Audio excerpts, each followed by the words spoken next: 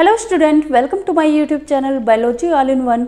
बच्चों, last video में मैंने आपको फीमेल रिप्रोडक्टिव सिस्टम के बारे में पढ़ाया था कि फीमेल का रिप्रोडक्टिव सिस्टम कौन कौन सी स्ट्रक्चर से मिलकर बना होता है, और उन सारी स्ट्रक्चर को हमने लास्ट वीडियो में डिस्कस कर लिया था।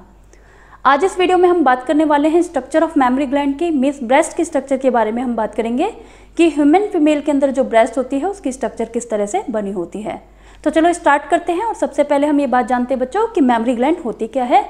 एक्चुअल में जो मैमरी ग्लैंड होती है वो एक मॉडिफाइड स्वेट ग्लैंड होती है जो कि जनरली किसी ह्यूमन फीमेल के थोरैकिक वॉल के एंटीरियर साइड पर प्रेजेंट होती है।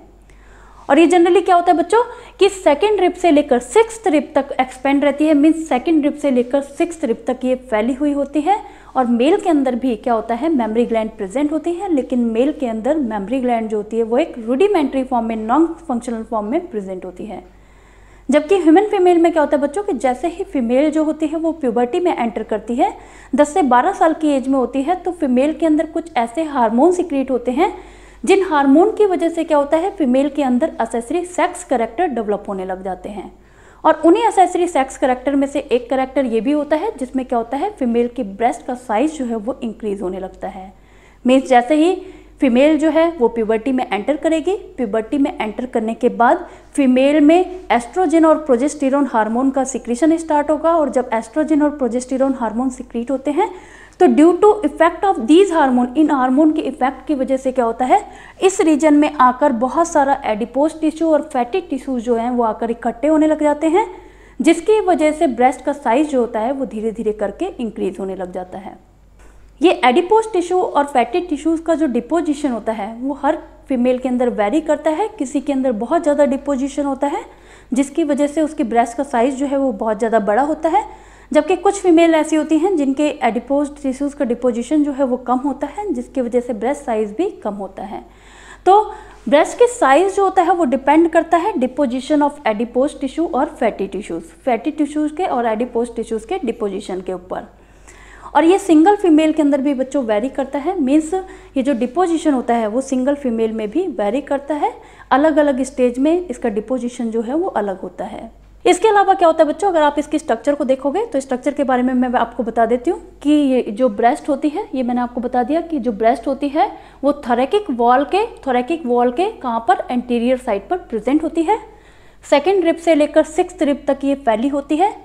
और क्या होता है, इसके अंदर बहुत सारे फैटी टिश्यू और एडिपोज टिश्यू का डिपोजिशन होता है। इसके अलावा एक सिंगल ब्रेस्ट के अंदर बहुत सारे लगभग 15 से 20 मैमरी लोब प्रेजेंट होते हैं। मीन्स सिंगल ब्रेस्ट में जो मैमरी ग्लैंड होती है वो लगभग 15 से 20 मैमरी लोब की बनी हुई होती है। और हर लोब के अंदर एक स्ट्रक्चर प्रेजेंट होती है जिसको हम एल्वोलाई बोलते हैं। सैक लाइक स्ट्रक्चर होती है जिसको हम एल्वोलाई बोलते हैं। इसी एल्वोलाई के अंदर मिल्क का प्रोडक्शन होता है। और इस एल्वोलाई की जो डक्ट होती है उसको हम मेमोरी टिब्यूल बोलते हैं। और ये मेमोरी टिब्यूल जो होती है वो मेमोरी डक्ट में आकर ओपन होती है। ये जो स्ट्रक्चर है इसको हम मेमोरी टिब्यूल बोलते हैं। मेमोरी टिब्यूल जो है वो आकर मेमोरी डक्ट में ओपन होते हैं। और ये जो मेमोरी डक्ट होती हैं वो फाइनली आकर किस में ओपन होती है, ये जो स्ट्रक्चर मैंने बनाई हुई है इनको हम क्या बोलते हैं, एम्पुला। एम्पुला में आकर ओपन होती है। और ये जितने भी एम्पुला होते हैं वो फाइनली जाकर लैक्टिफेरस डक्ट में ओपन होते हैं। और ये लैक्टिफेरस डक्ट की ओपनिंग जो होती है वो इस जगह होती है। इस रीजन को हम क्या बोलते हैं, ये जो प्रोजेक्टेड रीजन होता है उसको हम क्या बोलते हैं, निप्पल बोलते हैं। तो जितनी भी लैक्टिफेरस डक्ट होती हैं वो सारी आकर इस निप्पल में ओपन होती हैं।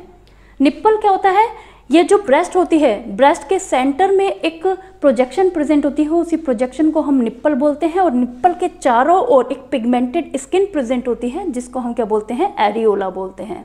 तो आप देखेंगे कि जो निप्पल होगा, निप्पल के चारों ओर एक डार्क कलर की स्किन प्रेजेंट होती है, पिगमेंटेड स्किन प्रेजेंट होती है, उसी को हम क्या बोलते हैं, एरियोला बोलते हैं।